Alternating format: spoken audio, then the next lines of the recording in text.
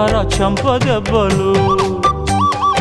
అబ్బా అదేం కాదు వెర్రి నాయనా, ఏమీ అర్థం కాదేమయ్యా నీకు ఎట్టా చెప్పినా.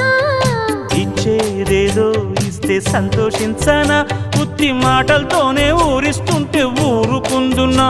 అంత బాహాటంగా అడిగేస్తావేం బండరామయ్య, ఇదేం కాయ పండ నువ్వే చెప్పయ్యా. నాకేం తెలుసండే, ఇవ్వాలి ఇవ్వాలైనా మీరు